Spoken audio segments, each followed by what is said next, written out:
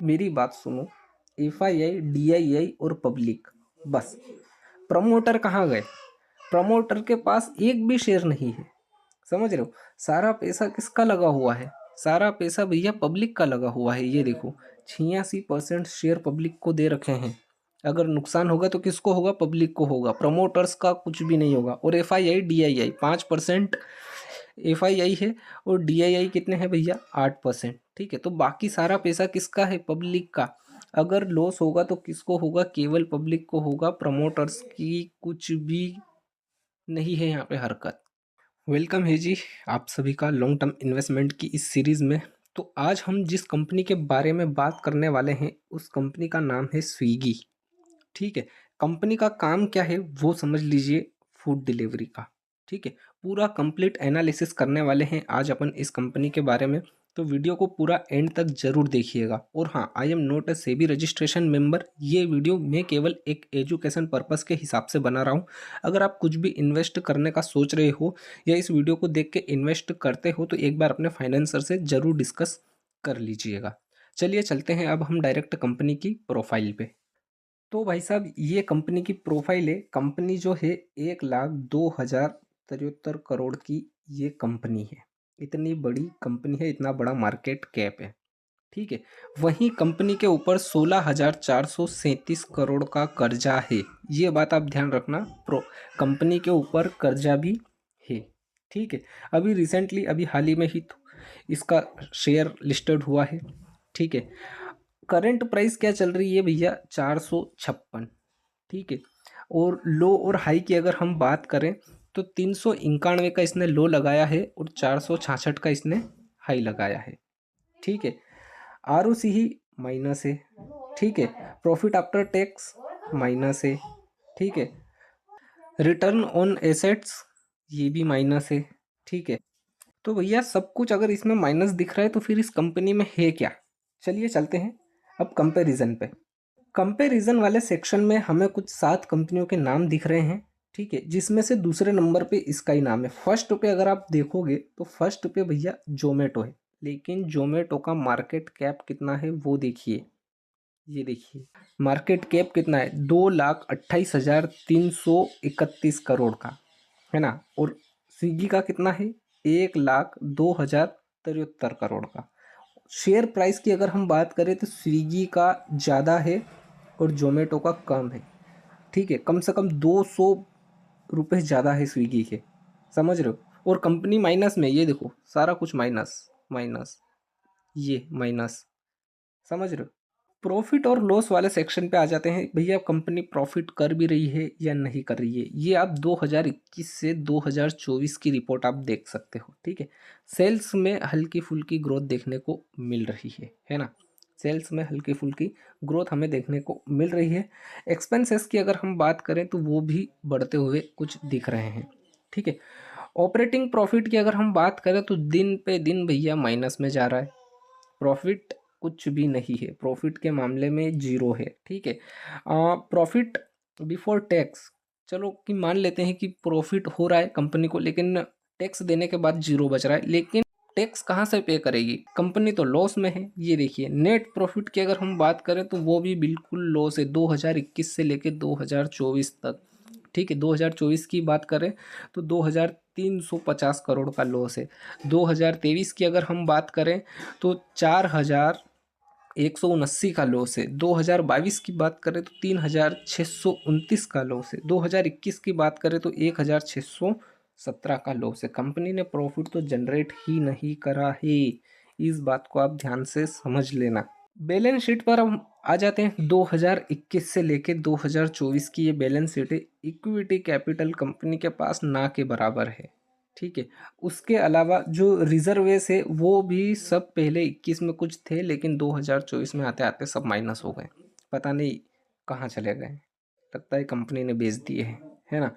उसके बाद एसेट्स पे अगर हम आए तो कंपनी के पास जितने एसेट्स हैं उतनी लाइबिलिटी भी है। ये देखो, ये लाइबिलिटी और ये एसेट्स दोनों सेम है ना। अब सबसे मेन बात आ जाती है कि भैया शेयर होल्डिंग किस किस के पास है, किस किस ने इसके शेयर खरीद रखे हैं। तो मेरी बात सुनो, FII, DII और पब्लिक, बस। प्रमोटर कहाँ गए? प्रमोटर के पास एक भी शेयर नहीं है। समझ रहे हो? सारा पैसा किसका लगा हुआ है? सारा पैसा भैया पब्लिक का लगा हुआ है। ये देखो 86% शेयर पब्लिक को दे रखे हैं।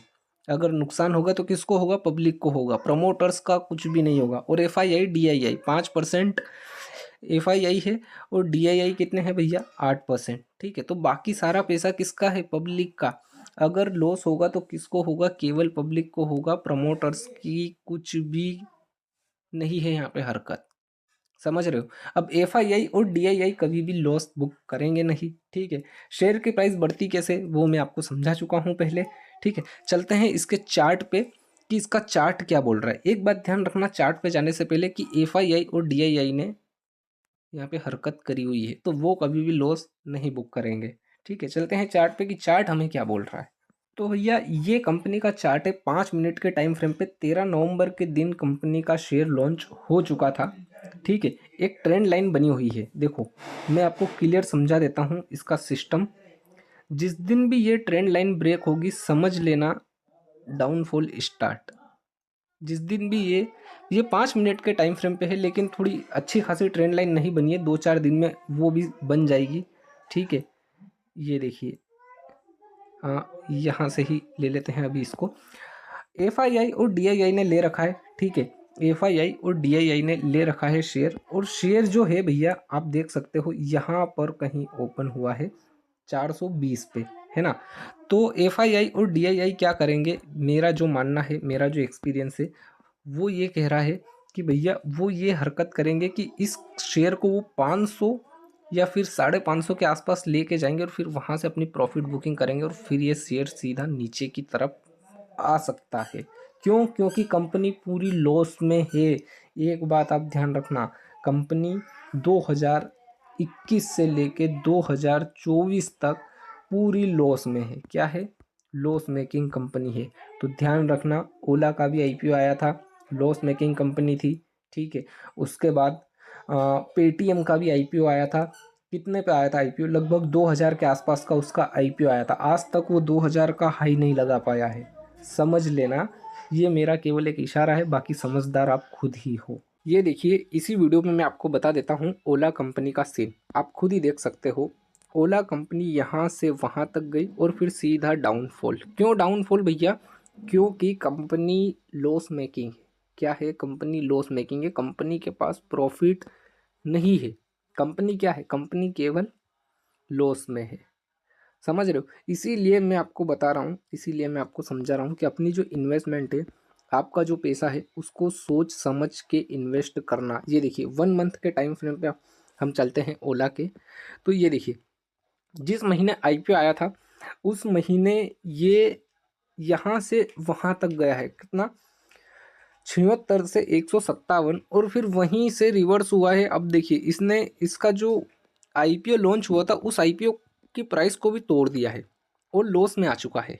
ये देखिए अब भैया जिसने ले रखा है, जिसने होल्ड कर रखा है, वो अब पैनिक सिचुएशन में है। तो ऐसा ही होता है, इसीलिए मैं आपको बोल रहा हूँ, इसीलिए मैं आपको बता रहा हूँ कि जो स्विगी है वो भी यही करेगा। 500 550 के आसपास जाएगा क्योंकि FII और DII ने ले रखा है, इसलिए वो इसको ऊपर लेके जाएंगे और फिर सीधा वहाँ से डाउनफॉल, जैसा कि हमें ये ओला में देखने को मिल रहा है। तो अपनी इन्वेस्टमेंट को सेफ तरीके से कीजिए। और मैं आपको बताता हूँ पेटीएम का भी मैं बता देता हूँ। पेटीएम के चार्ट को एक बार ओपन कर लेते हैं अपन। तो भाई साहब ये पेटीएम का चार्ट है, आप खुद देख सकते हो। जब कंपनी आई थी 2021 में नवंबर के महीने में, तो लगभग 1955 का इसको IPO निकला था। तो लगभग 1955 का इसका IPO लॉन्च हुआ था। उसके बाद देखिए सीधा वहाँ से नीचे, ये देखिए सलंग, उसके बाद साइडवेज साइडवेज साइडवेज इसी रेंज में। आज तक जिन लोगों ने ले रखा है ना, वो लोग प्रॉफिट में नहीं आए हैं। ये देखिए उनको लॉस बुक करना पड़ा। इसीलिए मैं आपको बोल रहा हूँ, इसीलिए मैं आपको सतर्क कर रहा हूँ, इसीलिए मैं आपको समझा रहा हूँ कि जो हरकत यहाँ पर देखने को मिल रही है, जो हरकत हमें ओला और पेटीएम में देखने को मिल रही है, वही हरकत हमें स्विगी में भी देखने को मिल सकती है, मिल सकती है। ये ऐसा मेरा मानना है। ठीक है, बाकी आप क्या सोचते हो? आपका अनुभव क्या बोल रहा है? आपका एक्सपीरियंस क्या बोल रहा है? कमेंट करके ज़रूर बताइएगा मुझे। ठीक है, मिलते हैं अगली वीडियो में। अगर आपने इसमें इसके शेयर खरीद रखे हैं, अगर आपको इसका IPO अलॉट हुआ था तो कमेंट करके ज़रूर बताना कि आपने कितने पे इसका शेयर खरीदा है और आपको जो IPO मिला था उसमें कितना प्रॉफिट आपको देखने को मिला है। मिलते हैं अगली वीडियो में।